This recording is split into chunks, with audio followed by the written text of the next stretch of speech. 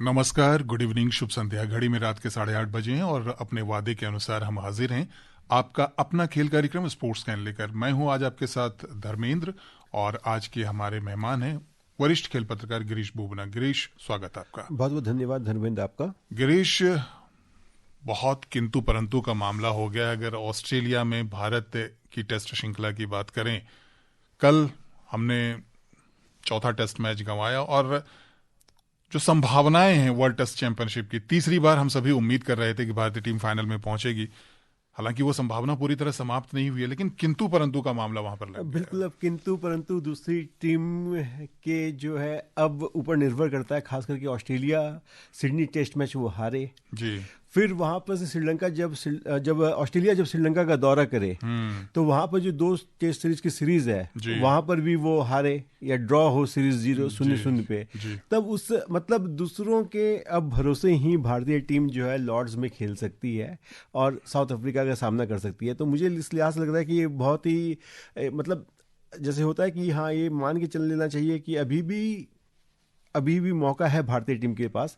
लेकिन मुझे लगता है कि ऑस्ट्रेलिया इस जगह पर डिजर्विंग है जो फाइनल खेलने के लिए। जी, बिल्कुल सही कहा आपने। लेकिन भारतीय टीम इस किंतु परंतु के सिलसिले को आगे बढ़ाते हुए कई टूर्नामेंट्स के फाइनल में पहुंची है। हम उम्मीद करते हैं कि वहां एक बार फिर भारत को जगह मिले फाइनल में। लेकिन अब पहले सुर्खियां। राउरकेला में हॉकी इंडिया लीग में दिल्ली एसजी पाइपर्स का मुकाबला हैदराबाद तूफान्स के साथ जारी। हैदराबाद में संतोष ट्रॉफी के फाइनल में केरल का मुकाबला पश्चिम बंगाल के साथ। न्यूयॉर्क में विश्व ब्लिट्ज शतरंज चैंपियनशिप में महिला क्वालिफायर जीतकर आर वैशाली क्वार्टर फाइनल में पहुंची। और दिल्ली में खो खो विश्व कप की शुरुआत 13 जनवरी से, पहला मैच भारत और नेपाल के बीच। हॉकी इंडिया लीग से शुरुआत करते हैं। इस समय राउरकेला में दिल्ली एसजी पाइपर्स का मुकाबला हैदराबाद तूफान्स के साथ चल रहा है और जो ताजा समाचार है उसके अनुसार जो स्थिति है उसमें 1-0 की बढ़त हैदराबाद ने बना ली है।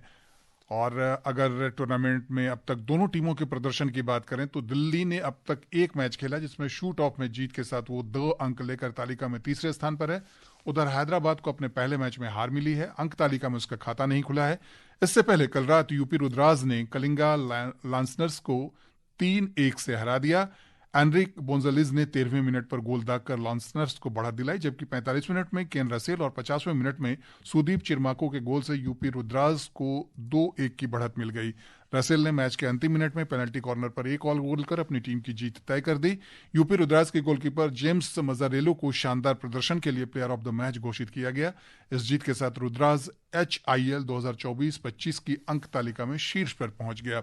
इस टूर्नामेंट की बात करें, बड़े रोमांचक मुकाबले चल रहे हैं और जैसे कि क्रिकेट में IPL के मुकाबले अंतिम समय तक काफी रोमांच से भरे होते हैं, गिरीश, वैसे ही कुछ मुकाबले यहां पर देखने को मिल रहे हैं। 7 साल बाद वापसी हुई है लेकिन रोमांच कम नहीं हुआ है।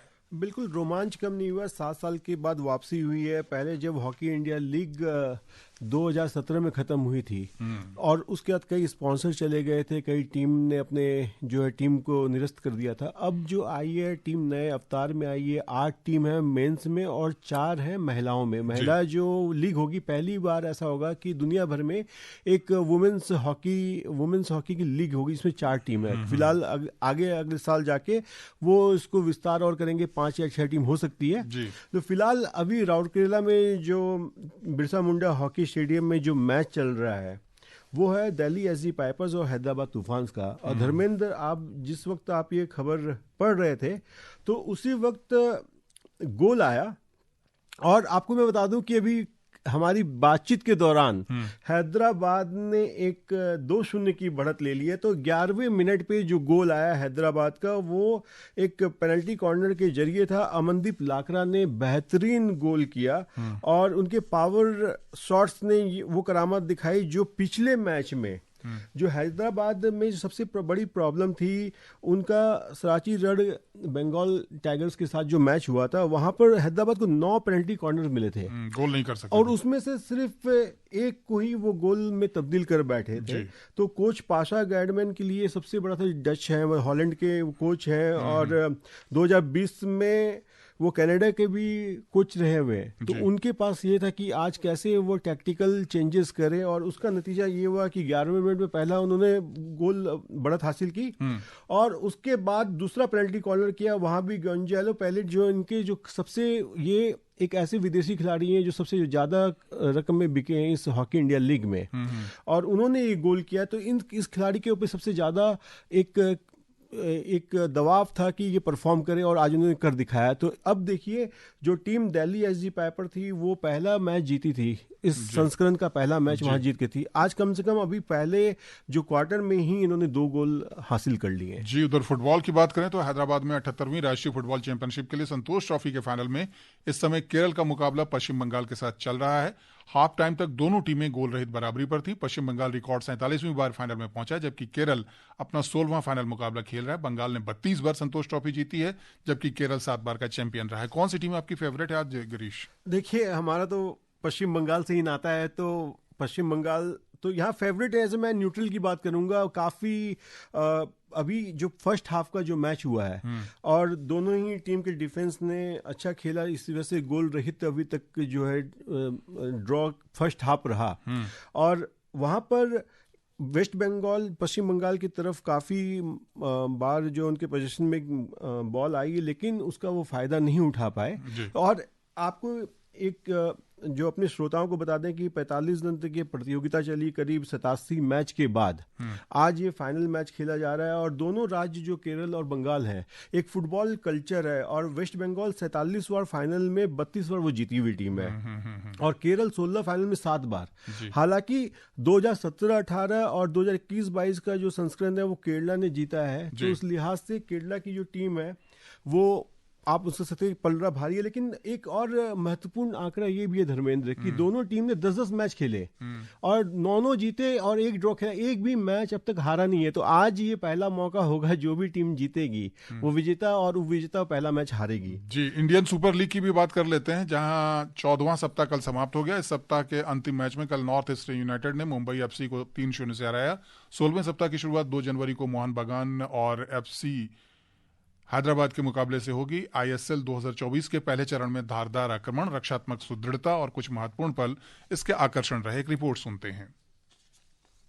Indian super league ISL 2024-25 season का मैच वीक 14 कल समाप्त हुआ, जिसमें पिछले सीजन की तुलना में उल्लेखनीय आक्रामक, रक्षात्मक और समग्र रणनीतिक बदलाव देखने को मिले। आंकड़े न केवल एक्शन से भरपूर अभियान की रोमांचक तस्वीर पेश करते हैं, बल्कि उन शानदार कहानियों की नींव भी रखते हैं जिन पर आगे नजर बनाए रखने की जरूरत है। इस बार 14वें मैच सप्ताह के समापन तक हुए गोलों की संख्या में वृद्धि हुई है, जिसमें कुल 252 गोल देखे गए, जो पिछले सीजन की इसी अवधि में 204 गोलों में से 23.53% अधिक है। यह इजाफा दिखाता है कि इस बार अधिक आक्रामक फुटबॉल खेली जा रही है। खिलाड़ियों की व्यक्तिगत आक्रमण क्षमता बेहतर हुई। नॉर्थ ईस्ट यूनाइटेड के अलाउद्दीन अजारी 13 मैचों में 14 गोल के साथ गोल्डन बूट की रेस में सबसे आगे हैं, और वह पिछले सीजन के टॉप स्कोरर रॉय कृष्णा से आगे निकल चुके हैं। इस बार बढ़ती हुई आक्रामकता के कारण रक्षात्मक रिकॉर्ड पर थोड़ा असर पड़ा है। 2023-24 में क्लीन शीट की संख्या 44 थी, जबकि 2024-25 में थोड़ी कम होकर 43 हो गई है। इसके बावजूद मोहन बागान सुपर जायंट, बेंगलुरु एफसी और मुंबई सिटी एफसी ने 5 या उससे अधिक क्लीन शीट दर्ज कर रक्षात्मक अनुशासन दिखाया है। दिलचस्प बात यह है कि क्लीन शीट यकीनन टीमों की बेहतर आक्रमण क्षमता को दर्शाती है, जहां 2023-24 के शुरुआती 14 मैच वीक के दौरान 85वें मिनट में से लेकर मैच खत्म होने तक 24 गोल किए गए थे। वहीं इस बार इसी समय अवधि में 34 गोल हो चुके हैं। अंतिम क्षणों में गोलों की वृद्धि दर्शाती है कि टीमें अंत तक जीत के लिए लड़ती हैं। इसके अलावा आईएसएल 2024-25 में अब तक 16 बार पिछड़कर वापसी भरी जीत देखने को मिली है, जो टीमों के जुझारूपन को दर्शाती है। आईएसएल 2024-25 लीग के इतिहास में सबसे रोमांचक सीजन होने जा रहा है। Jaya Bharati, sports scan.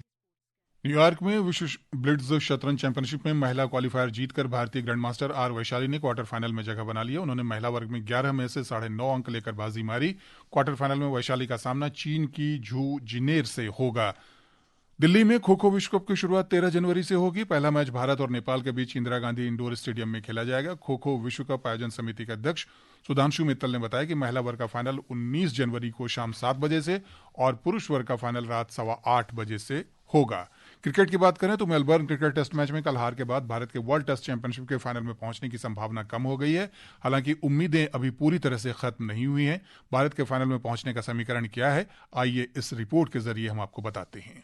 Boxing day test match में 185 रनों की हार ने न सिर्फ टीम इंडिया को सीरीज में 2-1 से पीछे कर दिया है, बल्कि वर्ल्ड टेस्ट चैंपियनशिप के फाइनल में तीसरी बार पहुंचने की उसकी उम्मीदों को भी करारा झटका लगा है। दोनों टीमों के बीच अब अंतिम टेस्ट मैच 3 जनवरी से सिडनी क्रिकेट ग्राउंड में खेला जाएगा। दक्षिण अफ्रीका पहली बार WTC के फाइनल में जगह पक्की कर चुका है। दूसरे स्थान के लिए ऑस्ट्रेलिया, जहां फिलहाल फेवरेट नजर आ रहा है, वहीं भारत और श्रीलंका की भी उम्मीदें कायम है। न्यूजीलैंड से 3-0 की शिकस्त और ऑस्ट्रेलिया के साथ वर्तमान श्रृंखला में पिछड़ रही भारतीय टीम को फाइनल में पहुंचने के लिए न सिर्फ बॉर्डर गावस्कर ट्रॉफी का 5वां टेस्ट मैच जीतना होगा, बल्कि दूसरी टीमों के परिणामों पर भी निर्भर रहना होगा। अगर भारत सिडनी में हार जाता है या फिर टेस्ट मैच ड्रॉ हो जाता है तो उसकी उम्मीदें पूरी तरह से खत्म हो जाएंगी, लेकिन जीत की हालत में उम्मीदें बढ़ जाएंगी। हालांकि इसके लिए भी ये जरूरी होगा कि ऑस्ट्रेलिया की टीम जब अगले महीने श्रीलंका का दौरा करे तो उसे या तो 2-0 या फिर कम से कम 1-0 से हार मिले। तीसरी स्थिति ये भी है कि अगर श्रीलंका ऑस्ट्रेलिया के बीच सीरीज 0-0 से ड्रॉ होती है तो भी भारत फाइनल में पहुंच जाएगा। लेकिन अगर सीरीज 1-1 से ड्रॉ हो या फिर ऑस्ट्रेलिया 2-0 या 1-0 से उसे जीत ले तो भारत की संभावनाएं पूरी तरह से खत्म हो जाएंगी। Vishal Sharma, sports can. और साल 2024 का आज अंतिम दिन है। भारतीय खेलों के लिए 2024 ऐतिहासिक वर्ष के रूप में याद किया जाएगा। पेरिस ओलंपिक में नीरज चोपड़ा और मनु भाकर के यादगार प्रदर्शन से लेकर 2020 विश्व कप में भारत की जीत तक का सफर देश के लिए इस साल यादगार रहा। सुनते हैं एक रिपोर्ट। साल 2024 खट्टी मीठी यादों के साथ हमें अलविदा कहने को तैयार है। ये ऐसा साल रहा जिसमें भारतीय खेलों ने ऐतिहासिक ऊंचाइयों को छुआ। ओलंपिक खेलों में मनु भाकर 2 मेडल जीतने वाली पहली भारतीय खिलाड़ी बनी। वहीं नीरज चोपड़ा ने पेरिस में सिल्वर मेडल लाकर जैवलिन थ्रो को नई ऊंचाइयां दी।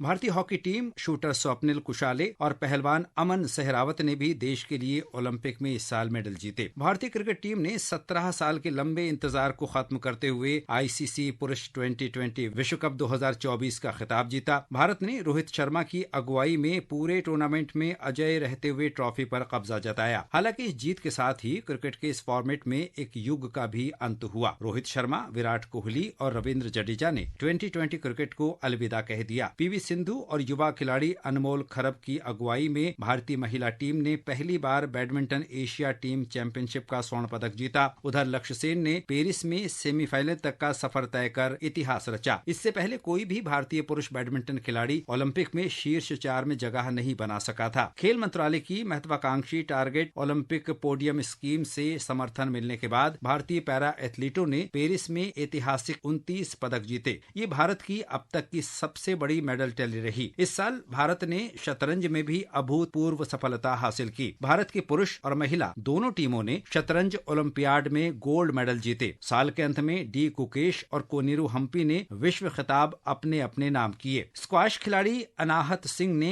हैरत अंगेज उपलब्धि हासिल की। उन्होंने 9 PSA चैलेंजर्स टाइटल्स जीते। टेनिस स्टार रोहन बोपन्ना ने ऑस्ट्रेलिया ओपन में पुरुष डबल्स का खिताब मैथ्यू एबडन के साथ जीता। ये बोपन्ना का पहला पुरुष डबल्स ग्रैंड स्लैम खिताब था। लेकिन खास बात ये रही कि 43 साल 9 महीने की उम्र में ओपन एरा में ग्रैंड स्लैम जीतने वाले सबसे उम्र दराज खिलाड़ी बनने का रिकॉर्ड उन्होंने अपने नाम किया। देश के कुछ अन्य शीर्ष खिलाड़ियों ने भी इस साल खेल की दुनिया को अलविदा कहा। लेजेंड फुटबॉलर सुनील छेत्री ने लगभग 2 दशकों तक इस खेल की सेवा करने के बाद संन्यास ले लिया। भारतीय पुरुष हॉकी टीम को पेरिस ओलंपिक में कांस्य पदक दिलाने में बड़ी भूमिका निभाने वाले दिग्गज गोलकीपर PR श्रीजेश ने भी अपने सुनहरे करियर को अलविदा कह दिया। भारतीय खेलों में इस साल एक और बड़ा संन्यास जिम्नास्ट दीपा कर्माकर का भी रहा। Athar Saeed, sports can. भोपाल में 67वीं राष्ट्रीय निशानेबाजी चैंपियनशिप में आज महाराष्ट्र की अनन्या नायडू ने महिलाओं की 10 मीटर एयर राइफल स्पर्धा में 252.5 अंकों के साथ स्वर्ण पदक जीता। उन्होंने रेलवे की मेघना सज्जनार को नजदीकी मुकाबले में हराकर पहला सीनियर राष्ट्रीय खिताब अपने नाम किया। 10 मीटर एयर राइफल जूनियर महिला स्पर्धा में गौतमी बनोट ने पहला स्थान हासिल किया। 24वीं राष्ट्रीय वनवासी खेल प्रतियोगिता छत्तीसगढ़ के रायपुर में संपन्न हुई। फुटबॉल के फाइनल मैच में संथाल परगना ने केरल को टाई ब्रेकर में 4-1 से हराकर खिताब जीता। मुंबई के आयुष महात्रे ने आज लिस्ट ए क्रिकेट में 150 से अधिक रन बनाने वाले सबसे कम उम्र का खिलाड़ी होने का नया विश्व रिकॉर्ड बनाया। और अब घड़ी की सुइयां कह रही कि आज के हमारे स्पोर्ट्स कैन कार्यक्रम का समय समाप्त हो रहा है। तो गिरीश, स्टूडियो में आने के लिए, बातचीत के लिए बहुत बहुत शुक्रिया। बहुत धन्यवाद धर्मेंद्र, आपका भी। दोस्तों, हमें भी दीजिए अनुमति। नमस्कार।